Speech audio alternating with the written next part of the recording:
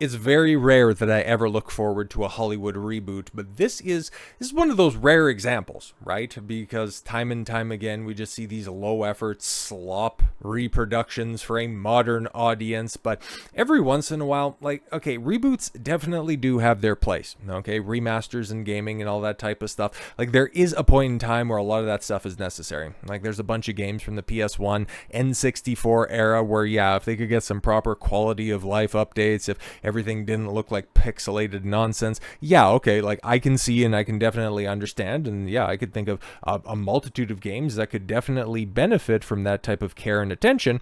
I'm totally fine with that. And then there's other concepts for either television shows or for movies that are very, very good. They were just either hamstrung by the limitations of the technology at the time when they were first released, or it was a cool concept that was just handled incredibly poorly. And Highlander, this might be sacrilegious, but it's a really cool concept that was handled with all the charm and care that an 80s production can go ahead and muster. There you go. I'll be nice about that, because if I was to give you my honest opinion on it, well, we don't need to get quite so inflammatory quite yet. But yes, Highlander, it's shaping up to be something. Okay, something at least to pay attention to. Like, I'm hoping beyond all hope that Mortal Kombat 2 is good, and yeah, especially with the cast that they're assembling so far for Highlander, I'm kind of down with this, because Russell Crowe, who's going to be reprising the role that was first filled by Sean Connery back in the cut, when you had a Scotsman trying to play a Spaniard, and now you're going to have a New Zealander playing a Spaniard, so I guess that's a little bit different, but okay, I guess. Let's see. Russell Crowe will instruct Henry Cavill in the ways of the immortals in the remake of Highlander. The Oscar winner is set to play Cavill's mentor in the variation of the part played by Sean Connery in the '86 original film. John Wick director Chad Stahelski, which hopefully brings all of that John Wick 1 energy and a lot less of the additional John Wick movies, will oversee the remake, which has a script by Michael Finch. Oh, John Wick chapter... Oh, God, we're screwed. I didn't know that, but... Okay. Highlander is being backed by Amazon MGM Studios and United Artists, which is being run by former Netflix film chief Scott Stuber. Okay, the film will open theatrically.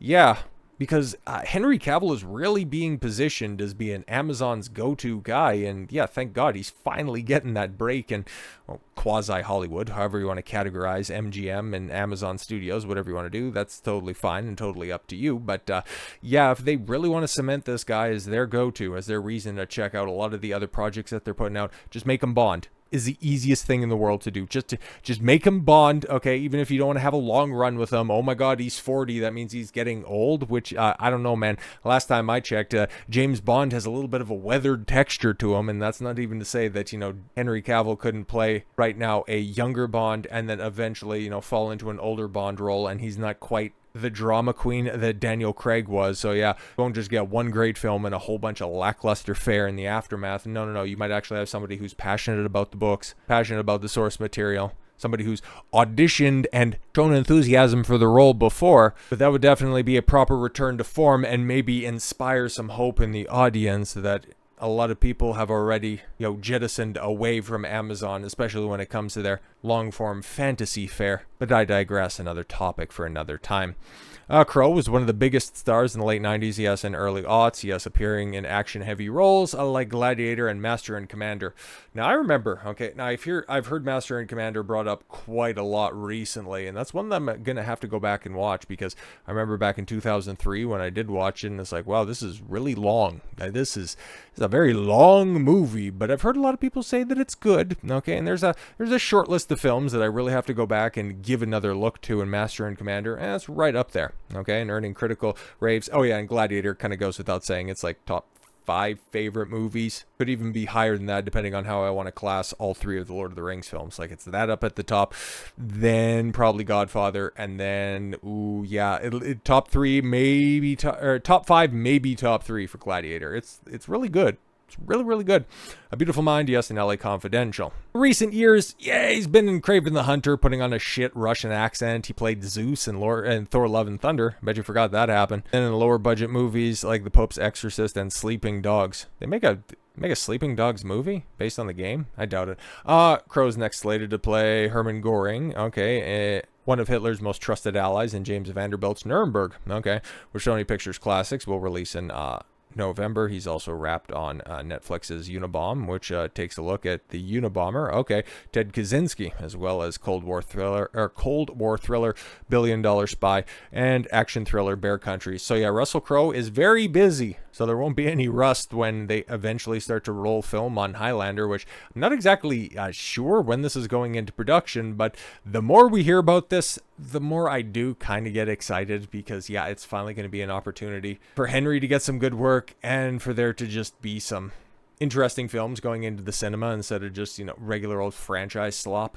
But yes, Henry Cavill's Highlander ramps up with more Immortals and Marissa Abella. All right, Henry Cavill's Highlander reboot will expand its world with more depth, featuring a larger cast of Immortals from across the globe than the original film. See, this is the proper way. If you're going to be doing a reboot, go ahead and take that central core premise, okay, and expound upon it. You have more money, you have more technology, you have more capable actors. Nothing against Sean Connery, but Christopher Lambert, come on, man. Would you rather have Henry Cavill or Raiden? Anyways, the movie appears to be borrowing from the popular TV series starring Adrian Paul, something director Chad Stahelski recently confirmed is influencing the new take. Cool. The direction is further supported by official announcement of Amazon Studios' Marissa Abella, okay, to join the cast of the Henry Cavill Highlander movie. Her casting signals a broader creative direction for the reboot. All right, not bad, not bad. The official MGM Studios account, Marissa Abella joins the cast of Highlander alongside previously announced stars Henry Cavill and Russell Crowe. Chad Stahelski will direct the film,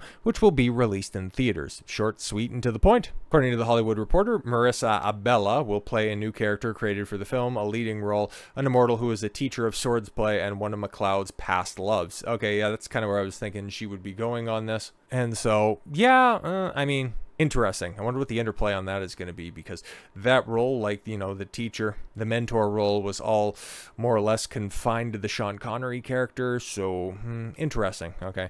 New script from Michael Finch is reportedly expanding the story with some changes from the original, creating a more complex and deeper world. All right. Sources for The Hollywood Reporter say that the film now features more Immortals, with characters coming from different parts of the world. Cool.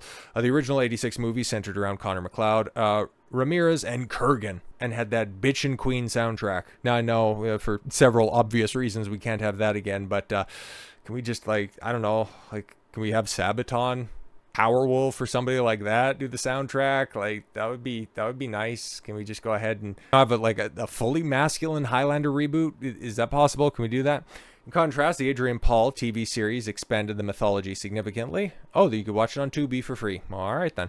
Marissa Abella's character sounds similar to the Immortals from that series, bringing to mind Elizabeth Grassen's Amanda, an immortal born in 1820 AD in France. Stahelski previously gave a nod to the Adrian Paul TV series. Our story engages a lot of the same characters, but we've also brought in elements of all of the TV shows. Okay, we're trying to do a bit of a prequel, a setup to The Gathering, so we have room to grow the property. Cool.